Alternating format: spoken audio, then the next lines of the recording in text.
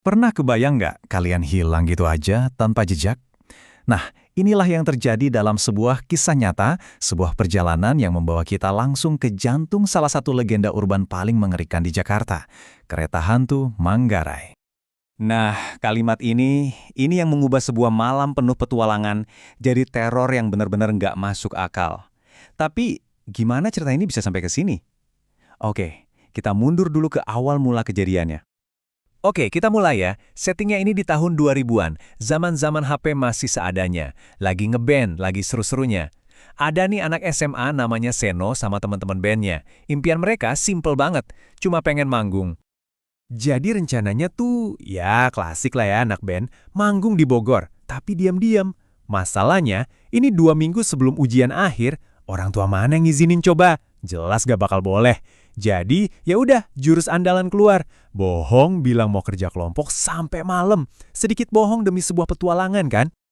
Tapi namanya juga rencana ya, hampir aja gagal total. Kenapa? Karena satu teman mereka, si Halki, ngaret. Datengnya telat. Alhasil mereka semua lari-larian, pontang-panting, ngejar waktu buat dapetin kereta terakhir jam 10 malam. Jam 9.54 malam, mepet banget, akhirnya si Hulki nongol juga di stasiun Manggarai. Mereka langsung serbu masuk ke kereta, ngos-ngosan, tapi lega banget rasanya. Mereka berhasil. Tapi mereka sama sekali nggak sadar kalau keberhasilan ini justru awal dari mimpi buruk yang paling parah. Begitu pintu ketutup, perasaan lega itu langsung hilang. Ada yang aneh banget. Harusnya kereta terakhir itu rame kan? Ini kosong, sepi, cuma mereka berenam, udaranya juga dingin aneh. Dan yang paling aneh, Hulki, teman mereka yang biasanya paling rame, paling berisik, ini cuma diam aja. Mukanya pucet banget, kayak orang sakit. Suasananya kan canggung banget tuh, sunyi senyap. Saking capeknya, si Seno akhirnya ketiduran. Dan disinilah, dia masuk ke sebuah mimpi. Tapi ini bukan mimpi biasa. Mimpi ini rasanya nyata banget. Di mimpinya itu Seno sendirian di dalam gerbong. Gelap, tiba-tiba dari ujung gerbong kedengeran suara gedoran pintu. Kenceng banget, kayak ada yang mau dobrak masuk. Dan pintunya kebuka sendiri, pelan-pelan. Dari luar ada kayak kain hitam gitu melayang masuk. Nggak jalan, nggak lari, tapi melayang, pelan, makin deket ke arah dia. Sosok itu berhenti pas di depan mukanya Seno. Dan pas dia nunjukin wajahnya, ya Tuhan, setengah mukanya itu daging kebakar, hangus. Setengahnya lagi, tengkorak. Dan dari mulutnya itu keluar suara ketawa. Ketawa yang melengking tinggi, bikin ngilu sampai ke tulang. Seno langsung kaget bangun, jantungnya mau copot. Tapi bukan karena mimpi itu. Dia bangun karena ada yang nepuk pundaknya, dingin banget rasanya. Pas dia nengok, itu Hulki. Akhirnya ngomong juga, katanya, bangun woi, udah sampai Bogor. Tapi pas mereka turun, ini bukan stasiun Bogor yang mereka kenal.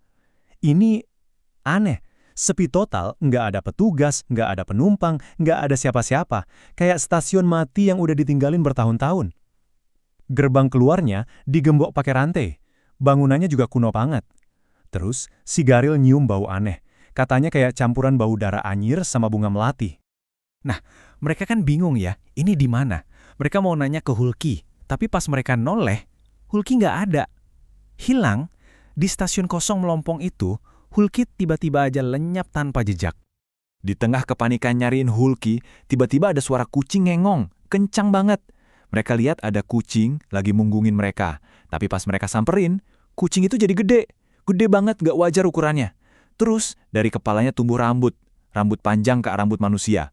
Dan pas makhluk itu balik badan, ternyata itu sosok perempuan pakai daster putih, mukanya hangus dengan mata kucing yang nyala.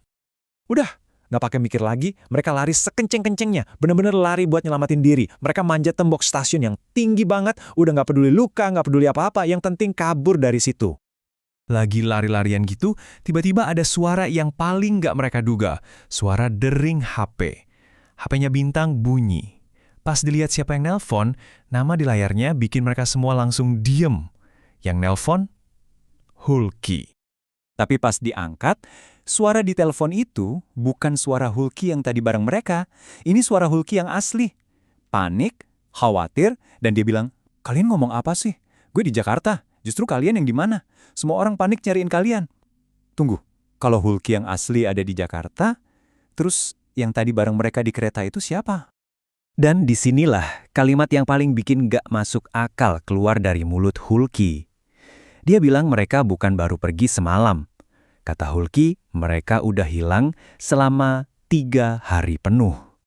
Abis telepon itu, mereka nggak inget apa-apa lagi. Tahu-tahu udah bangun di rumahnya Hulky yang asli, dikelilingin sama keluarga mereka yang lagi pada nangis. Baru di situ ceritanya keungkap semua. Ternyata 3 hari yang lalu, Hulky yang asli tuh beneran ketinggalan kereta dan langsung pulang. 2 hari kemudian, dia baru sadar teman-temannya nggak pernah sampai Bogor dan mulai nyariin. Dan hari itu, polisi nemuin mereka berlima pingsan di sebuah kebun dekat stasiun Citayam. Jauh banget dari Bogor. Jadi, apa yang sebenarnya mereka alamin? Gimana bisa mereka hilang 3 hari?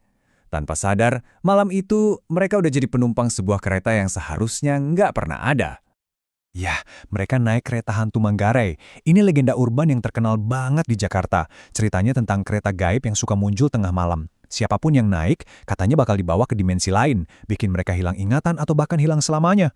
Dan semua yang dialami Seno dan teman-temannya, perjalanan aneh, stasiun tua, sosok misterius, itu semua cocok banget sama deskripsi legenda ini. Pusat dari legenda ini ya tentu aja stasiun Manggarai itu sendiri. Stasiun ini kan salah satu yang paling tua di Jakarta. Udah ada dari tahun 1912. Bayangin aja, udah lebih dari 100 tahun berdiri. Pasti banyak banget cerita, banyak banget sejarah, dan mungkin banyak energi masa lalu yang masih tersisa di sana. Seno dan temen-temennya emang akhirnya selamat, tapi cerita mereka jadi pengingat yang, ya, bikin merinding. Bahwa beberapa legenda urban mungkin bukan sekedar cerita. Jadi buat kalian yang suka naik kereta malam-malam, kalau nanti kalian dapat kereta terakhir yang sepi, berani nggak buat noleh ke kursi di sebelah, buat mastiin siapa atau apa yang duduk di sana.